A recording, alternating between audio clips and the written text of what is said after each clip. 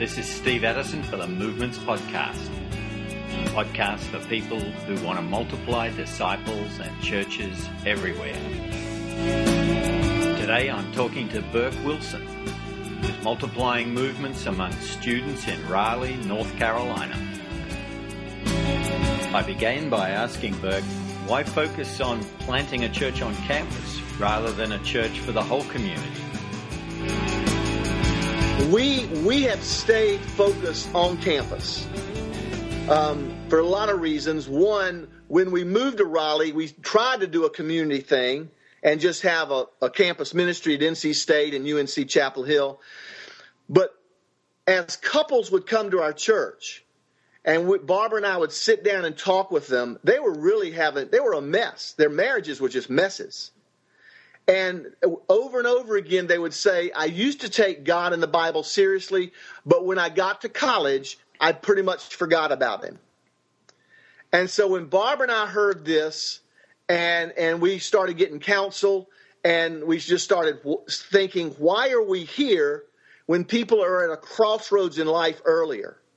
Mm-hmm. Because when you're in college, as you know, you are forming values that will take you for the next 30, 40 years. And if you have the wrong values, it's going to mess you up. It's kind of like if you're going to Mars and you're off like 2 or 3 degrees when you leave the orbit of the Earth, you know, by the time you get to Mars, you're not going to get to Mars because you're going to be so far off because you didn't start well. And so that was Barbara and my heart. And so we went to the church and said, hey, let's reposition, at least start having worship on campus and just see what God does. Well, in the course of about 6 months, probably 95% of the church left. Okay.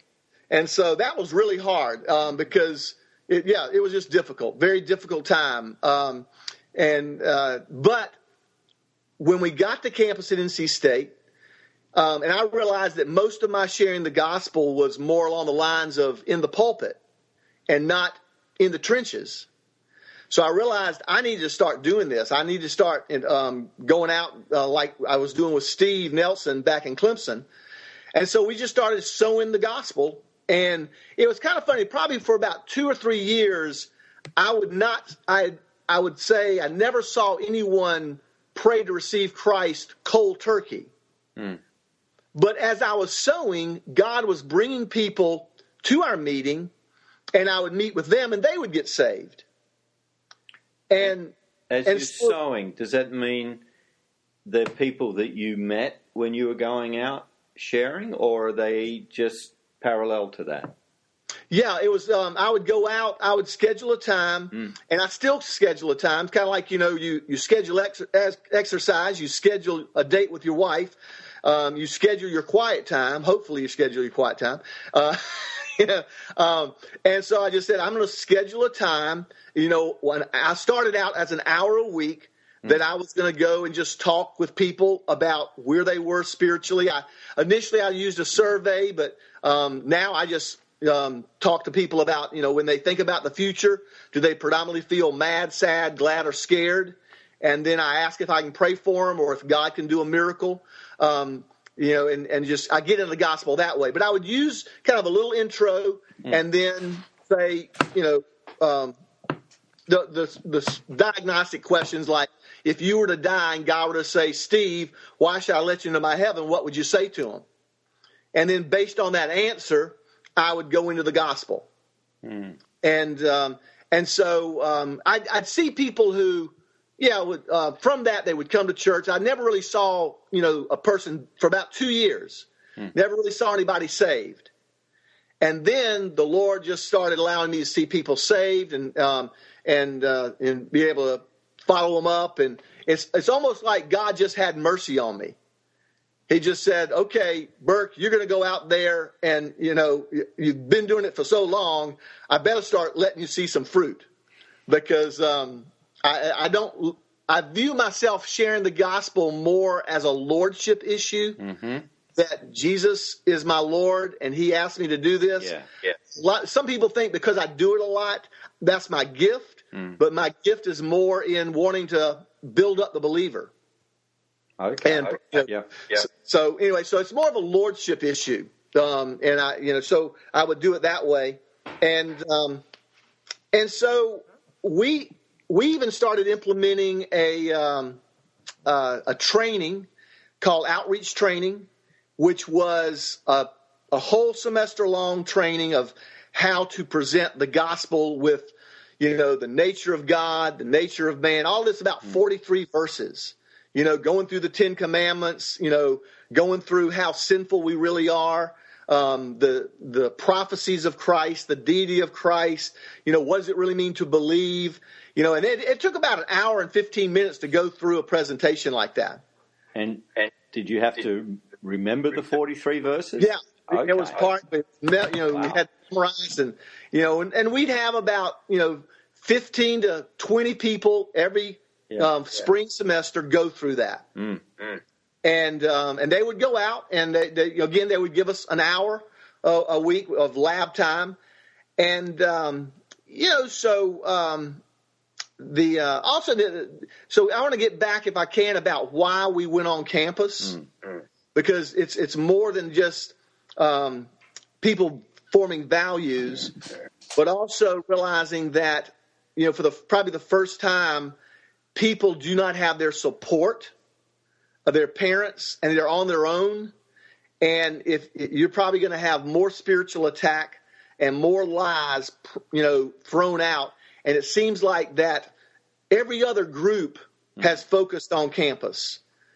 So why not the Christians? And we also even realize that though there are a lot of good ministries, there's something unique about church. In Ephesians 3:10, God's manifold wisdom is made known through the church. And so we wanted to make sure we weren't just doing Bible studies, but we were doing church formation. Okay. And another reason. Go ahead. So you're forming churches that are campus-based. Right. Okay. Yeah. And another reason is because of all the internationals that come to college campuses, you can reach the world without really having to go out of the country.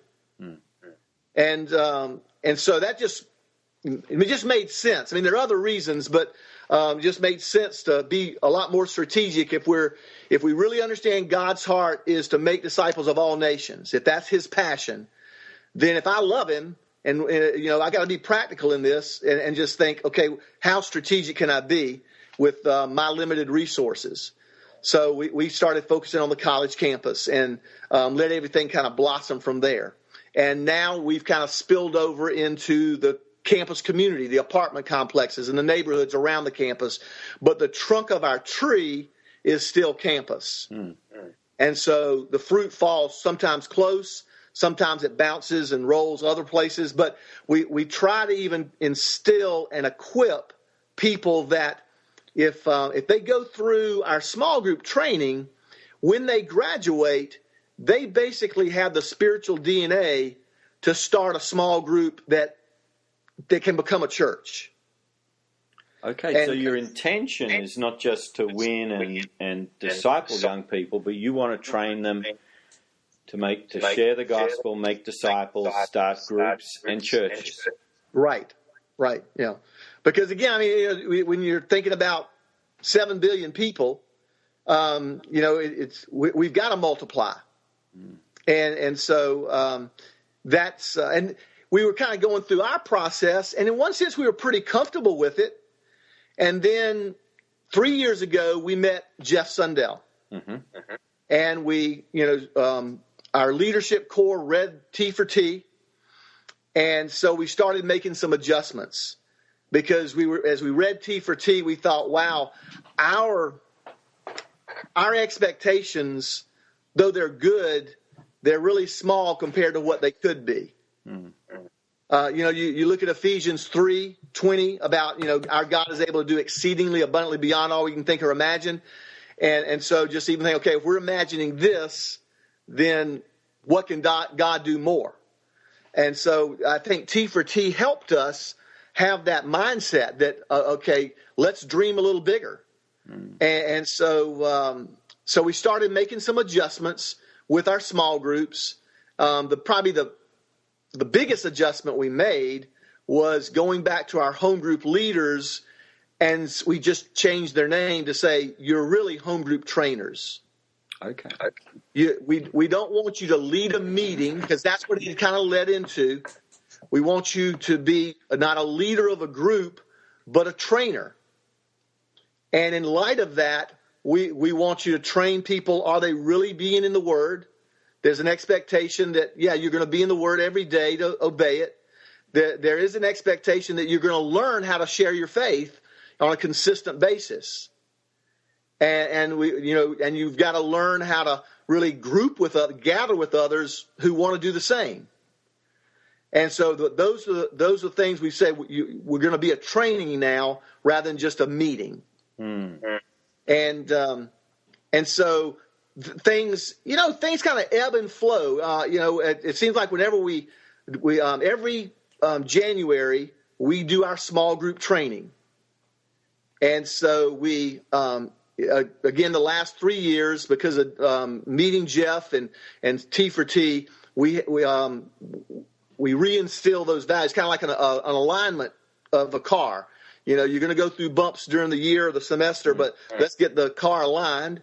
And so we kind of remind everybody this is what we're trying to see happen. And so we just it wasn't a random goal, but because of Leviticus 26 verse 8 says 5 will chase 100 and 100 will chase 10,000.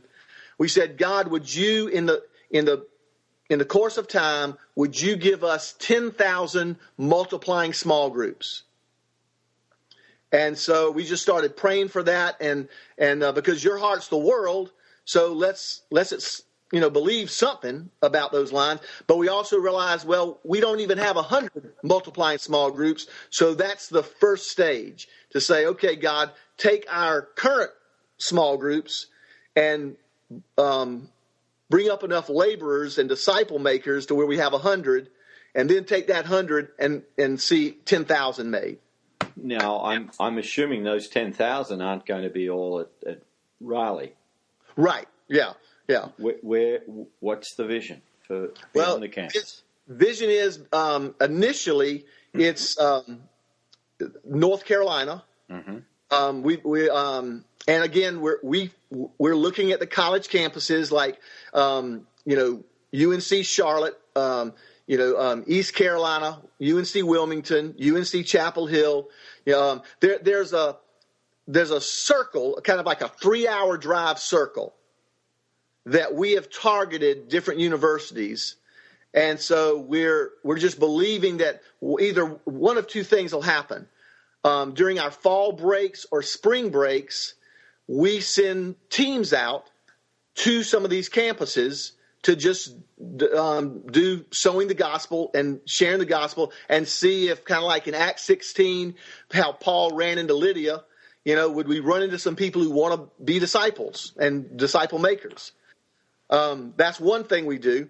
Another thing we do is about a year and a half ago, a group of friends graduated, and 3 of them took jobs in Charlotte, and so the rest of the friends moved down with them, and they got jobs.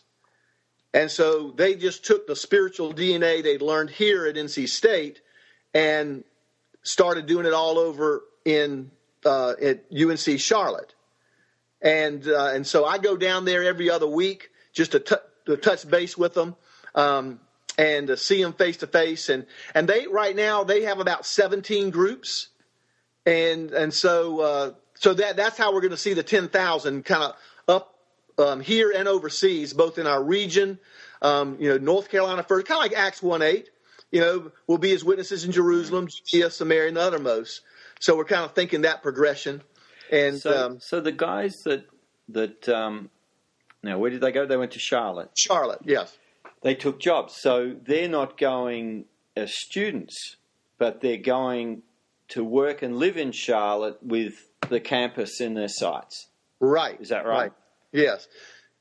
Okay. And so they do basically like when Barbara and I were having kids, we had an agreement that there would be certain nights that she would be on her own and I would be on campus. And then there would also be certain nights that after the kids went down, I would be on campus. Now, this was when we were young. I'm almost 60 now, so I don't have the same pattern. But initially, we just had that agreement, and we would use our home as a base that we were close enough to campus to where we'd have people over and have meals and Bible studies, but also just it worked. I even worked for UPS for a good part of the time, and so that's how I would have to work my schedule.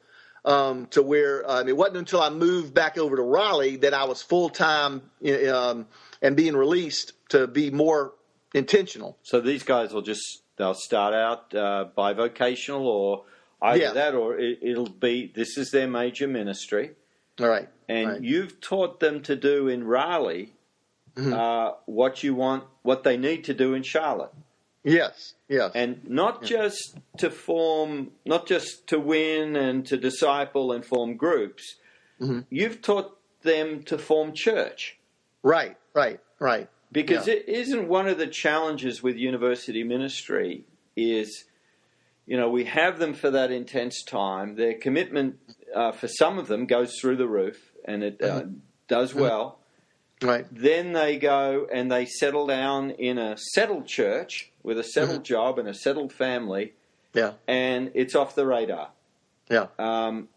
So have you found this is giving those graduates, a fresh challenge and helping to keep them in the game and not just be dominated by, settling down? Right. Definitely. They are in the game. They understand their purpose. They understand the struggle. And it is, as they're starting to have babies, because some of the couples are having babies, they're having to work through what Barbara and I worked through. But they see the need. They see what's happening. And they've experienced, they've been on the receiving end of that sort of ministry when they were with you and with the team.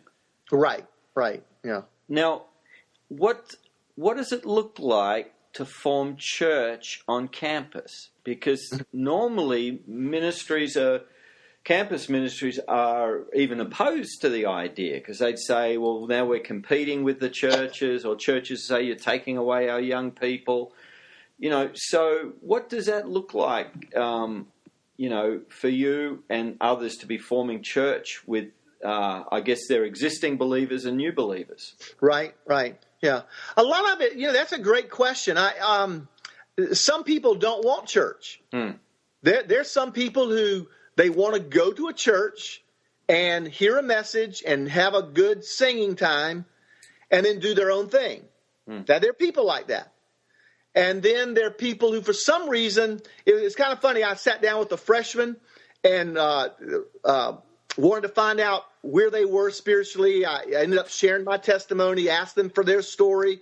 Then I went over I didn't mention this, that we have reduced our presentation of the gospel from 43 verses to 5. Okay, I can do 5. Yeah, we can do 5.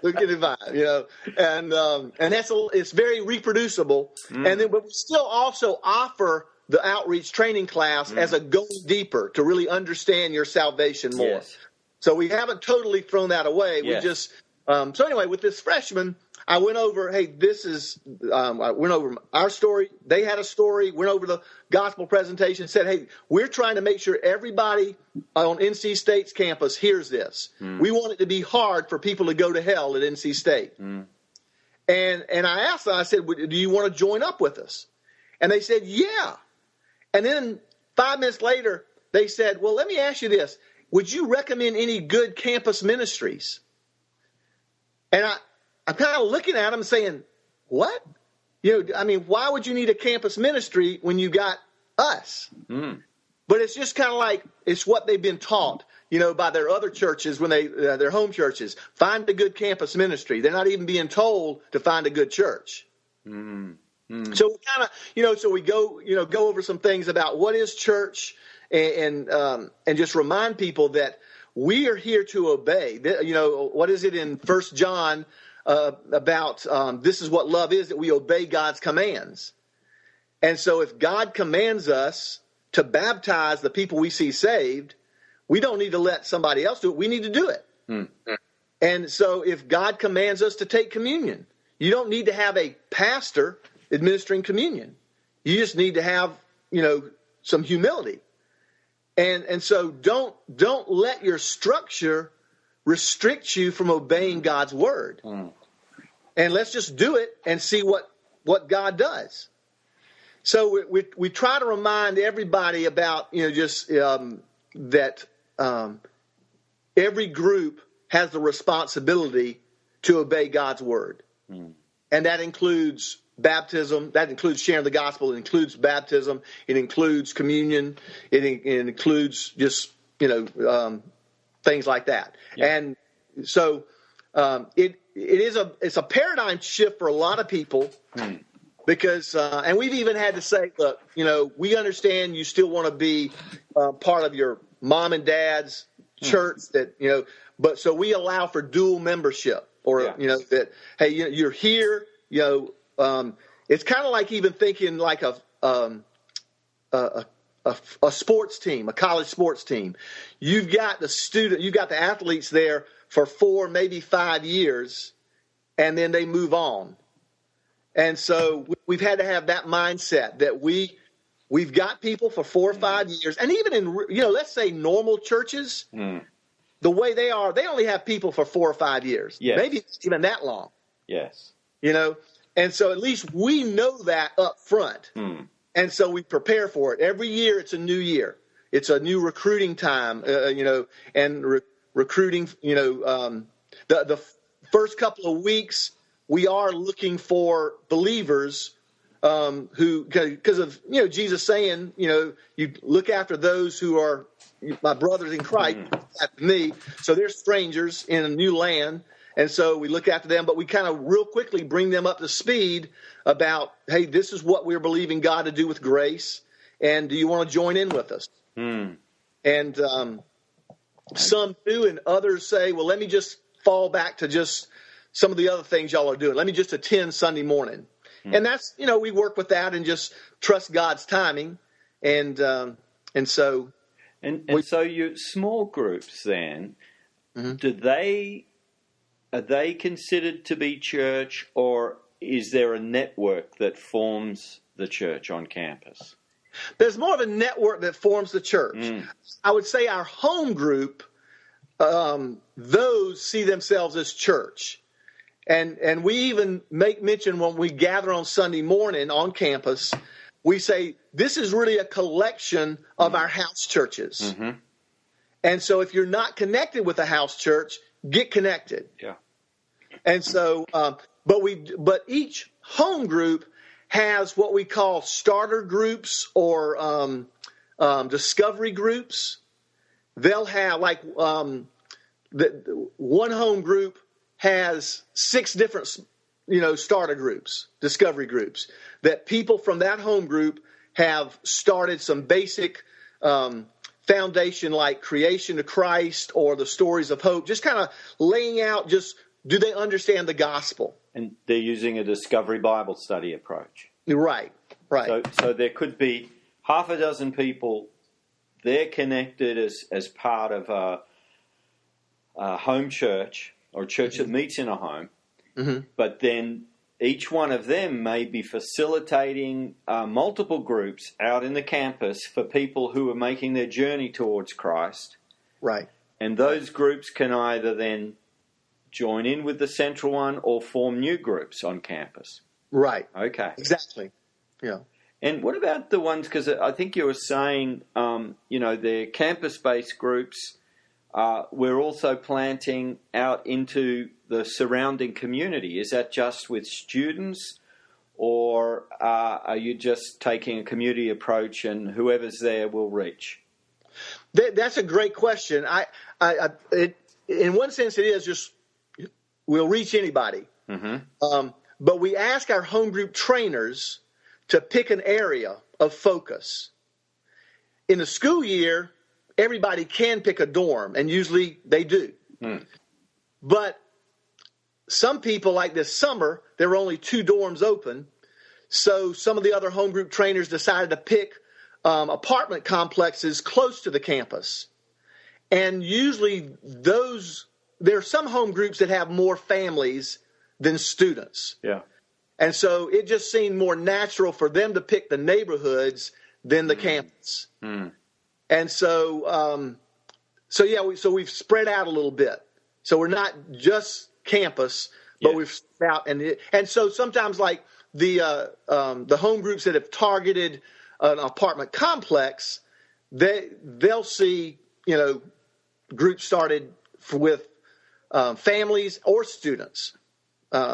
So do those groups necessarily tie in with the church, the gathering of churches on campus, or do they?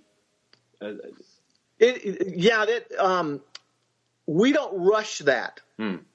Eventually, we want that, but we don't rush it. Mm. We'd much rather them be, connecting with Christ and the Word, and connecting with their their network of friends, and then eventually, they'll understand that, hey, let's go to the mother church. Yeah, or they might be the nucleus of a new network of churches. Right. Yeah. This has potential to go broader, doesn't it? Yeah. To other campuses. If somebody is willing to go to another city and start something, then I'm willing to drive. And I've asked the students to keep it within a 3-hour drive, because I figure I can go down there in the afternoon, get on campus and get with them, meet with them and their core, and then get back before midnight. We've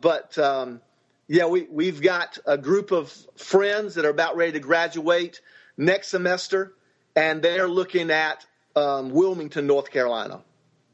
So there's Wilmington, there's East Carolina and Greenville, North Carolina. There's UNC Greensboro. Like I said, there's Fayetteville State. There's North Carolina Central. There's UNC Chapel Hill. There's UNC Pembroke, which is in Lumberton. So the options are endless. People have graduated and they've gotten jobs in the area. Sometimes they don't have the time to really be with your normal college student, but they do have time to be with an international student. Because the international student, they're all about the books. And so they don't have the time that an undergrad does. So when you get a job and, it's pretty, this area is pretty, it's high-tech area. So, but some of the guys who have those jobs, they will shift their focus from undergrads to internationals. And so we're starting to see, just Indians, Chinese,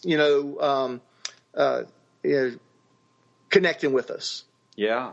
So that's been exciting. Yeah. Okay. And so we've talked about already, but another big win for this is that because you're mobilizing students during their university years, not just with evangelism, disciple making, but also church formation. It means wherever they go on the planet, they know what to do. Yeah. And they can make disciples, form groups, form church, based around those principles that you've taught them. Right. And yes, and that's a good point too, Steve, because even in our membership class and at other times, we will remind people that our dream is that when you graduate, you will not have to find a church. You can be a church.